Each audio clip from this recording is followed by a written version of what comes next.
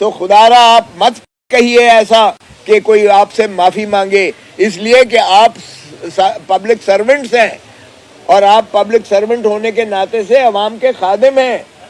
خادم جو ہے وہ معافی کا طلبگار نہیں ہوتا کہ وہ طلب کرے، تقاضا کرے کہ مجھ سے معافی مانگو.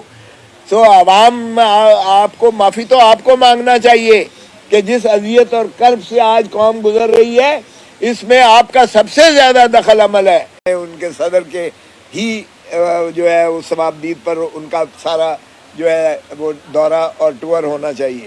تو میں آج ان کی اردل میں حاضر ہوا ہوں. آج انہوں نے ملاقاتیں کروائی ہیں، سیر حاصل کروائی ہے.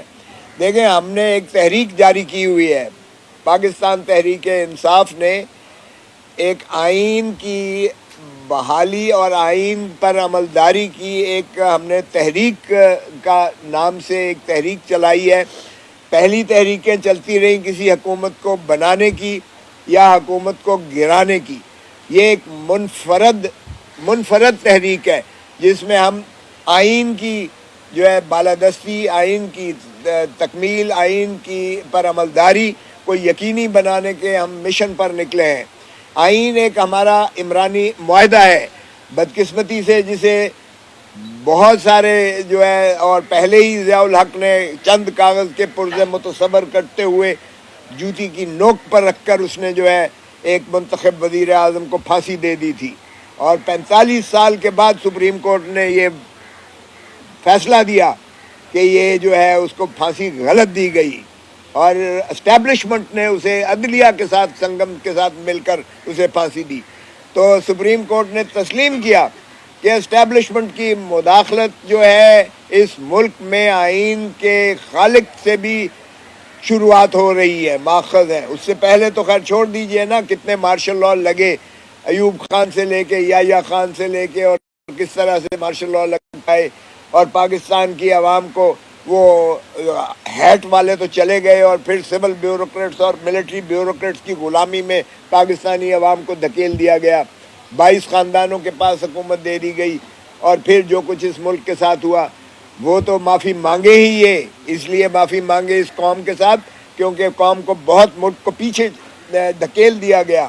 جو ترقی کی منازل طے کرنا تھی وہ مارشل لاء کی نظر ہو گئی. پہلا تو یہ ہے ان کو معافی مانگنی چاہیے.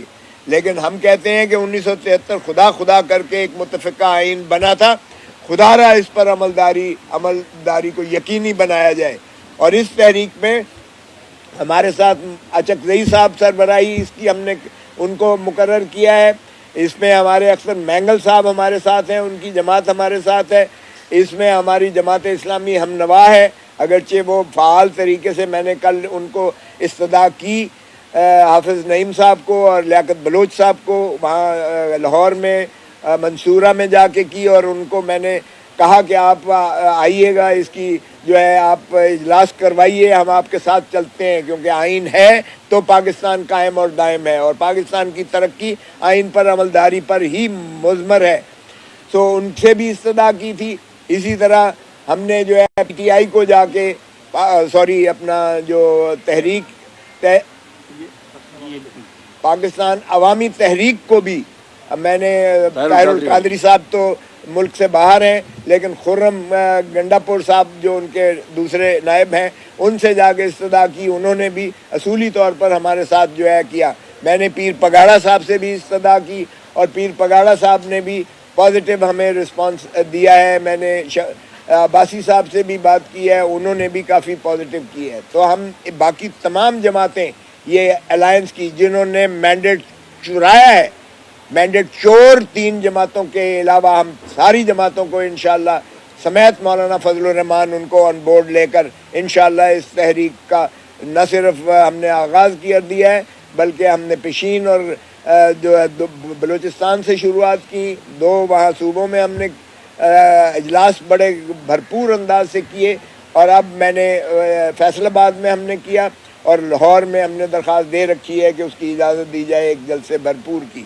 اور پھر اسی طرح ہم شیخ صاحب سے بھی استدعا کی ہوئی ہے، انہوں نے بھی درخواست دے رکھی ہے سندھ ہائی کورٹ میں، اور ان کو بھی جو ہے حکم ہوا ہے ڈسٹرکٹ ایڈمنسٹریشن کو کہ ان کے ساتھ بیٹھ کر وہ دن اور موقع کا متعین کر کے ان کو جو ہے تمام فیسیلیٹیشن دیں اور کوئی رکاوٹ جو ہے رکھنا اندازی نہ اس میں حائل ہونی چاہیے. ہم سارے آئیں گے انشاءاللہ کراچی میں آپ کے پاس جو ہے بھرپور انداز سے, اور انشاءاللہ آئین بچاؤ. دیکھیں آئین ایک بڑا جامع قسم کا ہمارا وہ عبرانی معاہدہ ہے جس میں ریاست کی تعریف کر دی گئی ہے. ریاست آرٹیکل 7 میں عوام الناس ہیں. پاکستان کے 25 کروڑ عوام, اس وقت تو 25 جتنے بھی تھے باہر کے, ان کو مقتدر کرتا ہے آئین کہ آپ ڈسٹرکٹ اسمبلی سے لے کر ڈسٹرکٹ گورنمنٹ, صوبائی اسمبلی سے لے کے صوبائی حکومت, پارلیمان سے لے کے وفاقی حکومت, یہی ریاست ہے. اس میں نہ افواج پاکستان کا کوئی دخل عمل ہے اور نہ ہی کوئی عدلیہ کا دخل عمل ہے. سو عوام کو حق حکمرانی آئین میں دی گئی ہے آرٹیکل 7 میں, اور آرٹیکل 5 میں بڑا واضح طور پر مندرج ہے کہ وفاداری, لائلٹی ٹو دا اسٹیٹ, وفاداری عوام کے ساتھ ہوگی اور پاسداری اور تابعداری وہ آئین کے ساتھ ہوگی.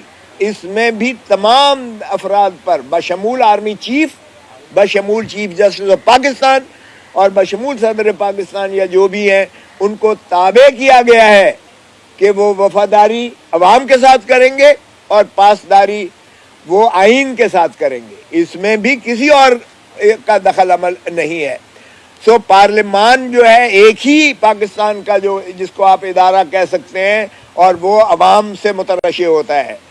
باقی ساری سروسز ہیں جن کو عوام اپنے خون پسینے کی کمائی کے ٹیکسوں سے ان کو تنخواہ دیتے ہیں اور ان کو مراحت ملتی ہے.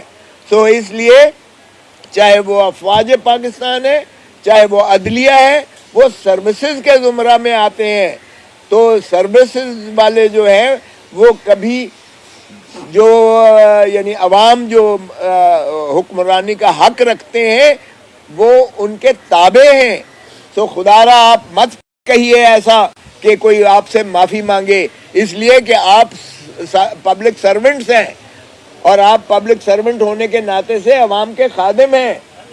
خادم جو ہے وہ معافی کا طلبگار نہیں ہوتا کہ وہ طلب کرے, تقاضا کرے کہ مجھ سے معافی مانگو.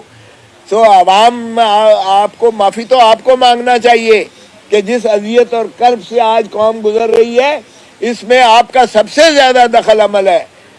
پاکستان جب سے بنا ہے یہ کھیل تماشا چل رہا ہے. کبھی پارٹی بنائی جاتی ہے, کبھی پارٹی گرائی جاتی ہے, کبھی وفاداری کو بنایا جاتا ہے, کبھی وفاداری تبدیل کروائی جاتی ہے.